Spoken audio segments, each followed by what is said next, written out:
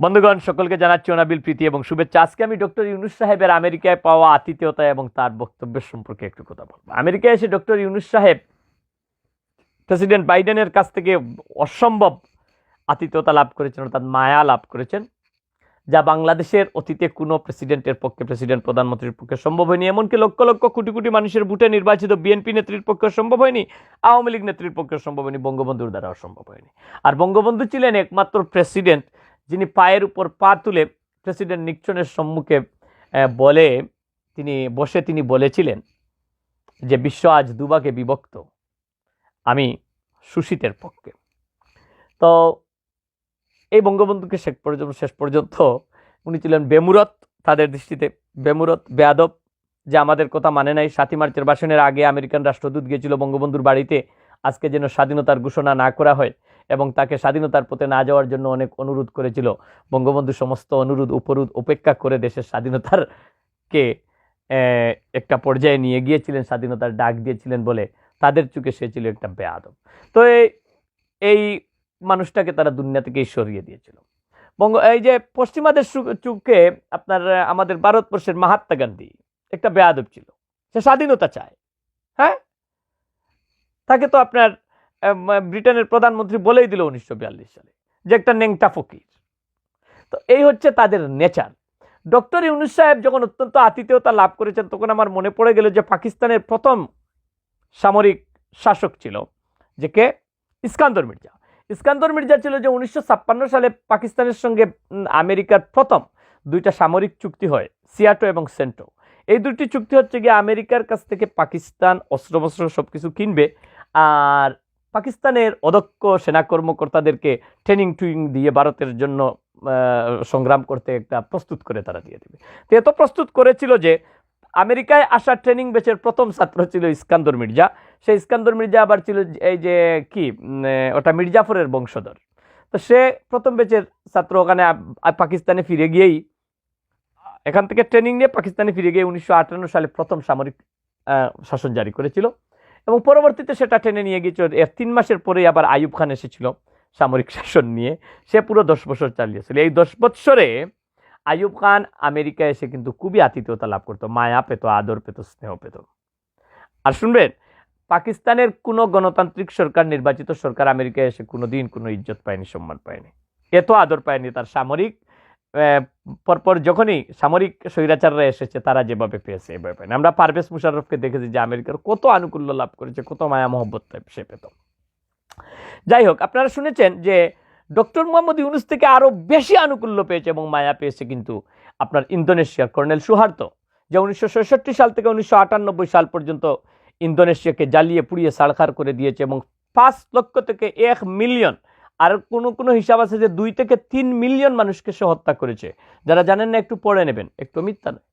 এত মানুষকে হত্যা করার পর তাকে বলা হয় যে আধুনিক বিশ্বের সবচেয়ে নৃশংস নরঘাতক স্বৈরাচার। তাকে কিন্তু গোটা পাশ্চাত্য, কেবল এই দেশ কেন, গোটা পাশ্চাত্যরা এত বেশি আদর স্নেহ করতো যে প্রতি বছর ইন্দোনেশিয়ার অর্থনীতিকে মজবুত রাখার জন্য তারা প্রায় বিলিয়নের উপর ডলার তাদেরকে অর্থনৈতিকভাবে কি সহযোগিতা দিত, অনুদান দিত। যাই হোক, আমরা কর্নেল গাদ্দাফি যখন আসলো তখন কিন্তু এদের আতিথেয়তা লাভ করেছিল। সাদ্দাম হুসেনের মতো নৃশংস মানুষ যখন আসলো এদের আতিথেয়তা লাভ করেছিল। রেজা শাহ পাহলভি, এই যে ইরানের রাজা ছিল 1941 সাল থেকে 1989 সাল পর্যন্ত, পরবর্তীতে গণ আন্দোলনে তার পতন হয় 1989 সালে, রাইট? আমরা সেই রেজা শাহ পাহলভীর মতো একটা নরঘাতক মানুষকেও আমরা দেখেছি কি, যে আপনার এখানে এসে কিন্তু খুব আদর যত্ন পেত। সে কিন্তু রাজা ছিল, খুবই আদর যত্ন পেত, অবিশ্বাস্য। আমরা যদি দেখি যে বাতিস্তা, কিউবার এক নায়ক, 1952 থেকে 1959 সাল পর্যন্ত ছিল, সেও কিন্তু এখানকার তাবেদার হিসাবে ছিল, বিদায়িত তাকে একটা বিপ্লবের মাধ্যমে তার রাজত্বকে সমাহিত করা হয়েছিল। যাই হোক বন্ধুগণ, এটা পেতাকে, অর্থাৎ আমেরিকা এত ভালো একটা রাষ্ট্র, পৃথিবীতে এত হালালি রাষ্ট্র, তারা যাকে পালে একটা দীর্ঘদিনে, যাকে তারা পালে পুষে একটা রাষ্ট্রের জন্য রেডি করে ওই রাষ্ট্রের ক্ষমতায় বসায়, তাকে কিন্তু তারা খুব স্নেহ করে, আদর করে এবং যত্ন করে। তবে কেন করে, কোন স্বার্থে করে, সেটা সময় আসলে বোঝা যায়। তো ডক্টর মোহাম্মদ ইউনূস সাহেব এখানে একটা বক্তৃতায়, যে ক্লিন্টন ফাউন্ডেশনের, ক্লিন্টন গ্লোবাল ইনিশিয়েটিভস, এখানে ক্লিন্টন ফাউন্ডেশনেরই একটা বক্তৃতায় তিনি বলেছিলেন যে এই যে ছাত্র আন্দোলন হয়েছে দেশে, এটা ছিল একটা মেটিকুলাসলি ডিজাইন। তো মেটিকুলাসলি ডিজাইন কি? মেটিকুলাসলি এর অর্থ হচ্ছে গিয়ে যা কোনো কিছু যা অত্যন্ত সুপরিকল্পিতভাবে, সংক্ষেপে বলছি সুপরিকল্পিতভাবে মানে ডিজাইন করা হয়ে থাকে। তো অর্থাৎ শুরু থেকে শেষ পর্যন্ত স্টেপ বাই স্টেপ কোনটার পরে কি হবে, কোনটার পরে কি হবে, কোনটার পরে কি হলে কোনটা করতে হবে, হ্যাঁ, প্রত্যাঘাত আসলে কিভাবে রুখে দাঁড়াতে হবে, তার সব কিছু অত্যন্ত সুপরিকল্পিতভাবে ডিজাইন করা হয়েছে। তাহলে মানবজমিন পত্রিকায় যে রিপোর্ট এসেছে যে 5 বছর আগে আমেরিকা এই আন্দোলন এবং এই সরকার পতনের আন্দোলনের একটা প্লট রেডি করেছিল, সে এই মেটিকুলাসলি ডিজাইন এবং মানবজমিনের কি ওই যে রিপোর্ট আমরা দেখেছি, এই যে ডোনাল্ড লু, আমরা দেখেছি যে হিলারি ক্লিন্টন, এই যে বাংলাদেশে যাওয়া আসা থেকে শুরু করে এই একটি মানুষকে বাংলাদেশের রাষ্ট্র ক্ষমতায় বসানোর জন্য একটা দীর্ঘদিনে তারা একটা মেটিকুলাসলি ডিজাইনড প্ল্যাটফর্ম তারা তৈরি করেছিল, যার মাধ্যমে এসে ডক্টর মোহাম্মদ ইউনূস বাংলাদেশের রাষ্ট্র ক্ষমতায় বসেছেন। মাশাআল্লাহ, আমাদের এত বড় একজন নিয়ামক মানুষ, এত বড় একজন মহান মানুষ এই বঙ্গভূমিতে জন্মগ্রহণ করেছেন যে তাকে রাষ্ট্র ক্ষমতায় বসানোর জন্য আমেরিকার মতো রাষ্ট্রের এত বিজি পররাষ্ট্রমন্ত্রী হিলারি ক্লিন্টনও বাংলাদেশে তার সুপারিশ করতে যায়, তার উপর মামলা কেন হয়, তাকে কেন হেনস্থা করা হয়, সে পৃথিবীর আর কারোর জন্য যায় না।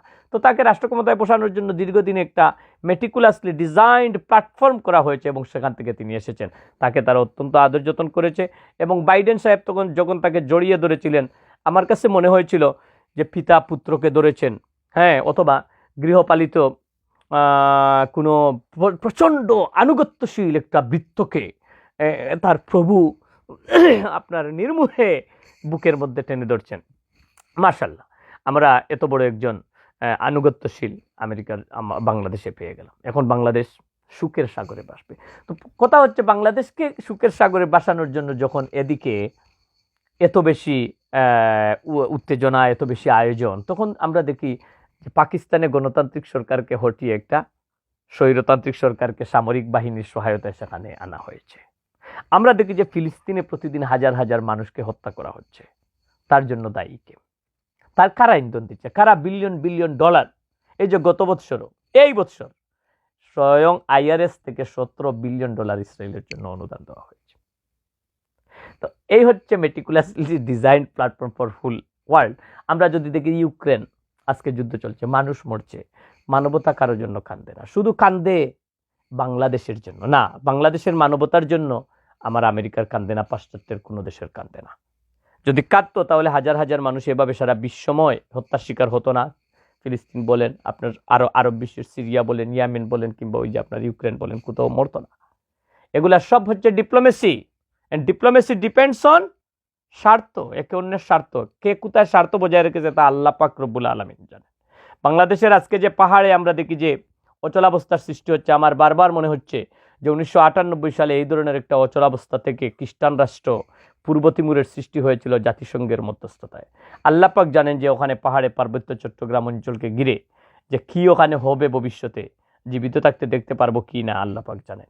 আর এগুলো করার জন্য মাঝে মধ্যে ওই যে মেটিকুলাসলি ডিজাইনড প্ল্যাটফর্মের মধ্য দিয়ে পাশ্চাত্য শক্তি, যারা একসময় গোটা বিশ্ব শাসন করেছিল, আজকে তারা কলা কৌশলে কিন্তু শাসন করে, আর উপনিবেশিক লাইনকে দখল করে না। তো ওই ধরনের বৃত্ত সরকারকে তারা মাঝে মধ্যে বসিয়ে দেয়। তো জানি না উনি কতটুকু করতে পারবেন না পারবেন, আল্লাহ পাক জানেন, আমাদেরকে যেন বাঁচান। হ্যাঁ, আজকে দেখলাম একটা পত্রিকায় যে কয়েকটা উড়োজাহাজ কি যুদ্ধ বিমান বাংলাদেশকে উপহার দেওয়া হয়েছে। তো বাংলাদেশকে যুদ্ধ বিমানকে কেন উপহার দেওয়া হয়েছে? পার্শ্ববর্তী দেশের জন্য যুদ্ধ লাগানোর জন্য হয়তো হবে, তো হোক, যুদ্ধ লাগুক। হ্যাঁ, তাহলে তো দেখা যাবে যে কেন এই মেটিকুলাসলি ডিজাইনডের মধ্য দিয়ে একজন বৃত্ত বাংলাদেশের রাষ্ট্র ক্ষমতায় এসেছিল, জাতি তাকে কিন্তু আজীবন মনে রাখবে। এই যে বাংলাদেশে যত মানুষ হত্যা হয়েছে, যত মানুষ হত্যার শিকার হয়েছে, যত ছাত্ররা হত্যার শিকার হয়েছে, তার সব ছিল এই মেটিকুলাসলি ডিজাইনড প্ল্যাটফর্মের অংশ। ডক্টর মোহাম্মদ ইউনূস, আপনি এত সুনিপুণ খেলোয়াড়, এক খেলোয়াড় ইউক্রেনে একজন অভিনয় শিল্পী ক্ষমতায় বসেছে, আর আরেক খেলোয়াড় আপনি অভিনয় করে যাচ্ছেন। আমরা ভবিষ্যৎ পানে চেয়ে থাকলাম। দেশবাসীকে সজাগ থাকার জন্য অনুরোধ জানাচ্ছি।